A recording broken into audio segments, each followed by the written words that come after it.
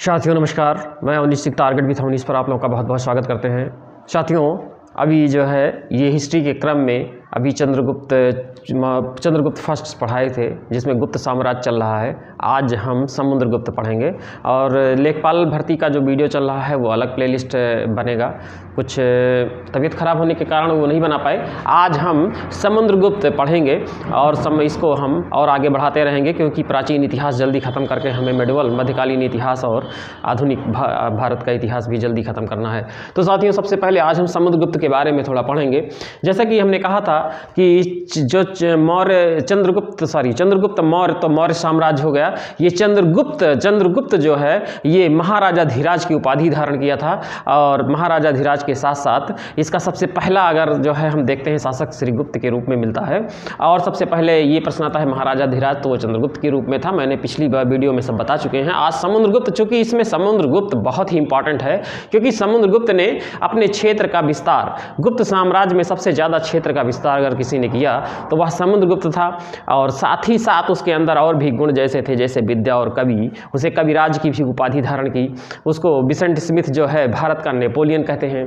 तो समुद्रगुप्त भारत का बहुत ही जो है प्रतिभाशाली और सम्राट रहा है कि जिससे जो है हम उसके कार्यों, विशेषकर समुद्रगुप्त ने दो आर्यावर्त उत्तर में जो है आक्रमण किया और दक्षिण में भी आक्रमण किया। तो जो उत्तर के आर्यावर्त आक्रमण है उसमें तो प्रत्यक्ष शासन किया और दक्षिणावर्त में जो आक्रमण उसने किया उसने 3 उपाधियों से यानी ग्रहण, मोक्ष, अनुग्रह के उस पर जो है उसने किया शासन कि जैसे टैक्सेशन लेके और मान्यता दे के शासन किया। इस तरीके से जो है समुद्रगुप्त ने शासन किया। तो समुद्रगुप्त के शासन की कुछ बहुत ही महत्वपूर्ण जो है फैक्ट हम लिख लेंगे और अगले जो बचा रहेगा अगले वीडियो में हम करेंगे।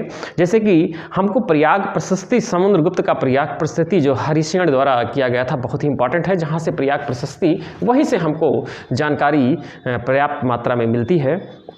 तो आज हम समुद्रगुप्त करते हैं और जो कुछ बचा खुचा होगा समुद्रगुप्त का साथियों हम अगले वीडियो में करेंगे।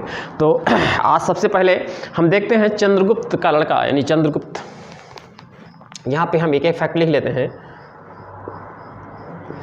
चंद्रगुप्त के बाद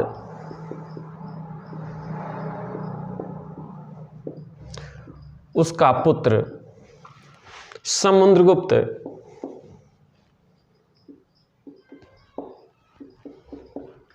गद्दी पर बैठा।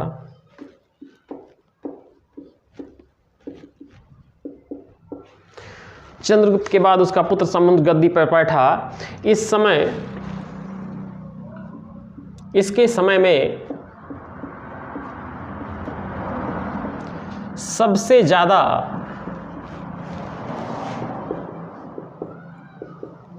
साम्राज्य का विस्तार होता है। साम्राज्य का विस्तार होता है। ये जो कुछ मिलता है हमको इसका सामरिक विजयों का उल्लेख हरिसेन के जो है उस पे जो है प्रशस्ति में मिलता है। तो वो हम लिख लेते हैं कि समुद्रगुप्त के सामरिक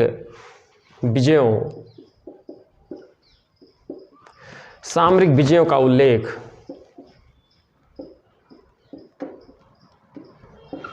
हमें हरिसेन के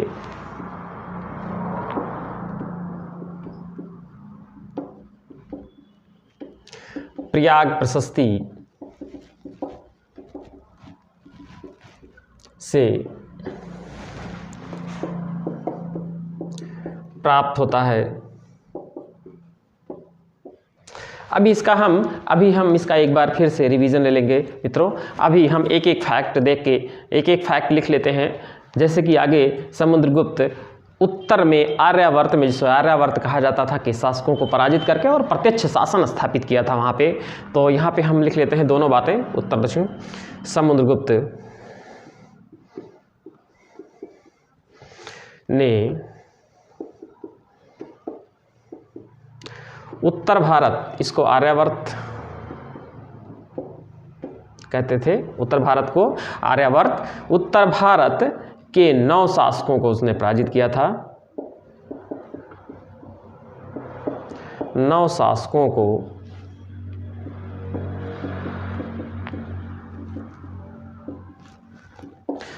समुद्रगुप्त ने उत्तर भारत आर्यावर्त के 9 शासकों को पराजित किया और पराजित राजाओं में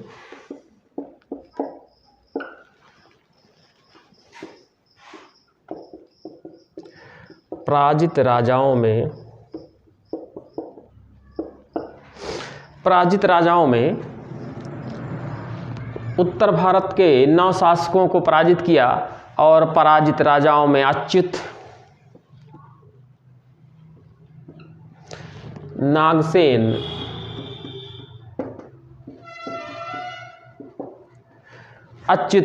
नागसेन तथा गणपति नाग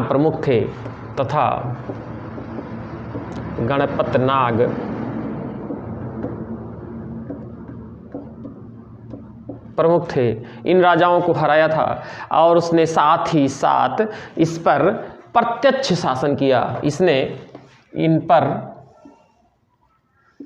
इसने मतलब समुद्रगुप्त, इसने इन राजाओं मतलब आर्यावर्त पर प्रत्यक्ष शासन किया,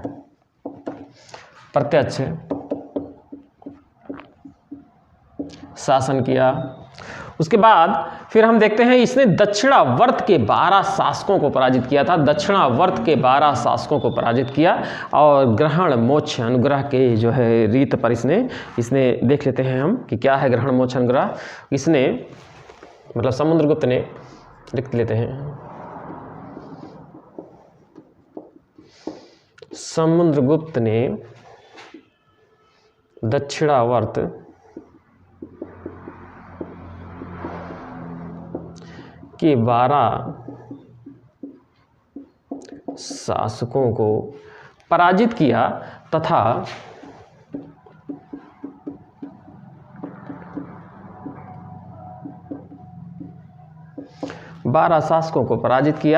तथा तीन नीति की आधारशिला रखी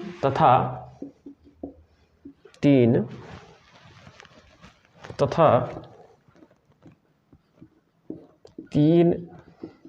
नीति की आधारशिला रखी। इसमें अगर हम देखें तो पहला नीति हम ग्रहण मोक्ष और तीसरा अनुग्रह। मतलब ग्रहण मतलब ये कि शत्रु पर उसने अधिकार कर लिया, ग्रहण कर लिया, शत्रु पर अधिकार कर लिया। मोक्ष मतलब छोड़ दिया, शत्रु को मुक्त कर दिया, शत्रु को मुक्त कर दिया।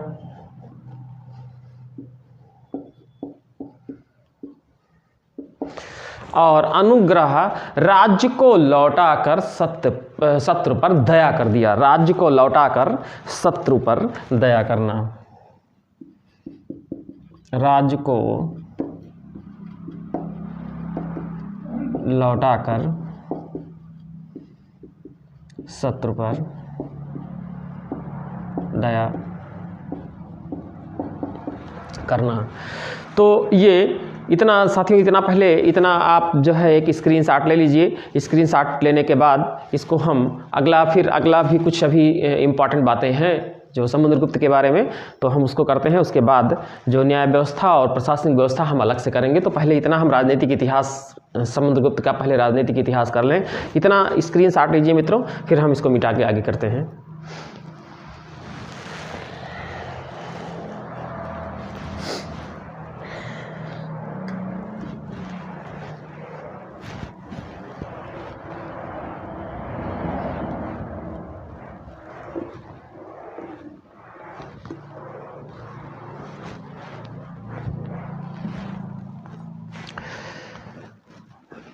यहाँ पे समुद्रगुप्त ने अपने विजय के उपरांत अश्वमेघ यज्ञ कराया था। अपने विजय के उपरांत उसने अश्वमेघ यज्ञ कराया था, तो वो हम लिख लेते हैं, बहुत ही इंपॉर्टेंट है। अपनी विजय या समुद्रगुप्त ने अपनी विजय के उपरांत, समुद्रगुप्त ने अपने विजय के उपरांत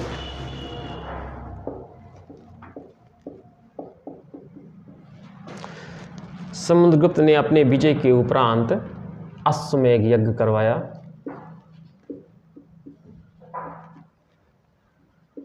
या किया। समुद्रगुप्त के सिक्कों पर या उसके सिक्कों पर, अगला फैक्ट हम लिख लेते हैं, उसके सिक्कों पर, बहुत इंपॉर्टेंट है यह भी, सारे फैक्ट इंपॉर्टेंट हैं। उसके सिक्कों पर अप्रतिरथ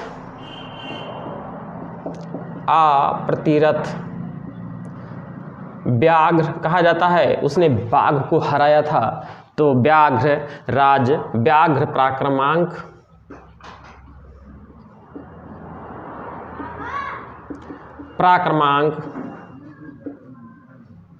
की उपाधि धारण की थी। दूसरा, कहीं कहीं व्याघ्र सिक्का पे किसका मिलता है, तो व्याघ्र सिक्का ये समुद्रगुप्त का ही हम मानेंगे कि व्याघ्र सिक्का ये समुद्रगुप्त का है। दूसरा, वह कवि के साथ साथ संगीतज्ञ भी था, कवि भी था, क्योंकि उसको बीड़ा बजाते हुए दिखाया गया, बीड़ा बजाते हुए। यह बहुत ही इंपॉर्टेंट, यह भी फैक्ट है, तो ये भी लिख लेते हैं। समुद्रगुप्त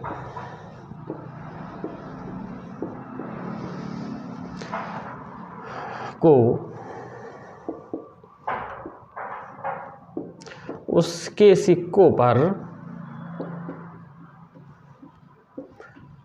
उसे बीड़ा बजाते हुए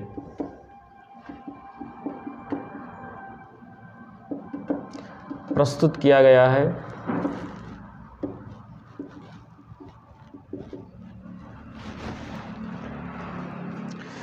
फिर एक फैक्ट हम और यहाँ पे ले लेते हैं। इस तरीके से हमको बात पता चलता है कि समुद्रगुप्त विजेता के साथ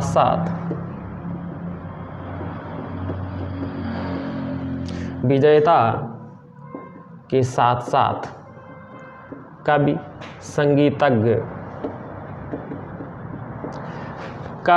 संगीतज्ञ तथा विद्या का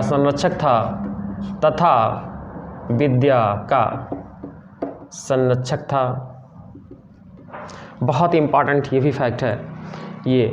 फिर समुद्रगुप्त को विंसेंट स्मिथ भारत का नेपोलियन कहते हैं, बहुत ही इंपॉर्टेंट ये भी है, तो ये भी हम लिख लेते हैं कि विंसेंट स्मिथ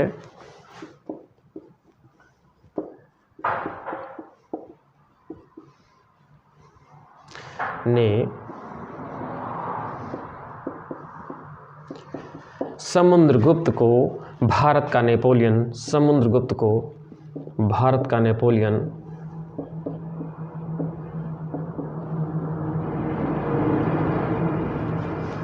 कहा है। अभी इसका हम एक बार फिर से रिवीजन ले लेंगे, बहुत कोई रिवीजन ले लेंगे। और फिर एक फैक्ट और भी है कि समुद्रगुप्त के इलाहाबाद के स्तंभ लेख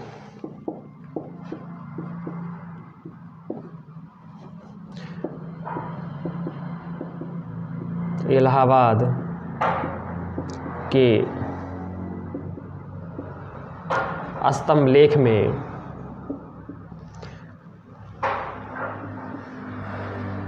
धर्म प्रचार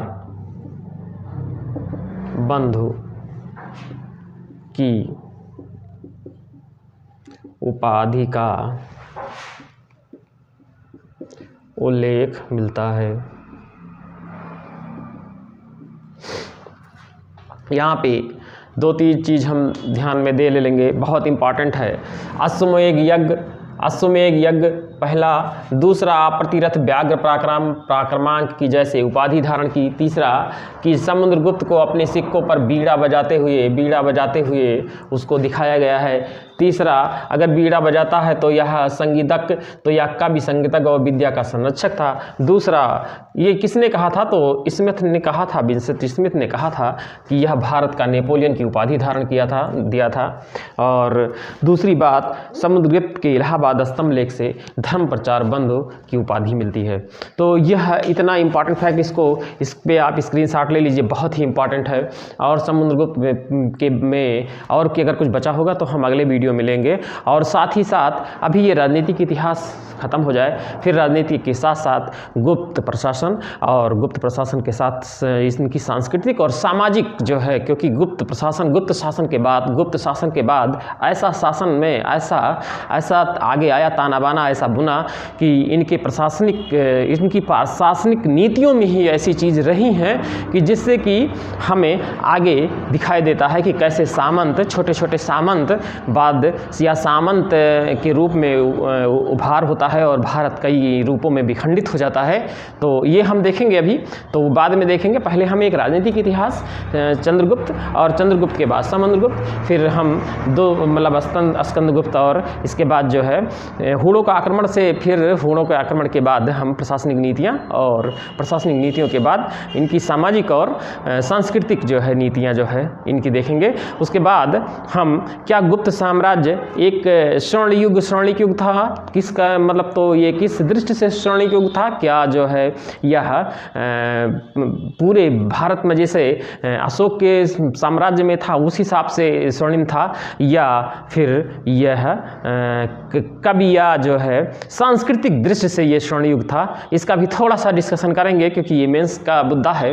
और उसके बाद हम गुप्त साम्राज्य खत्म करके बहुत ही जल्दी हम पूर्व मध्यकाल, सामंत बाद में कुछ वीडियो डाल के, और पूर्व मध्यकाल और मध्यकाल जल्दी ही मध्यकाल करके, और हम मध्यकालीन इतिहास में आ जाएंगे। तो साथियों, अगर ये वीडियो आपको अच्छा लगा हो तो साथियों प्लीज़ सब्सक्राइब करिए और लाइक करिए। साथियों नमस्कार, जय हिंद।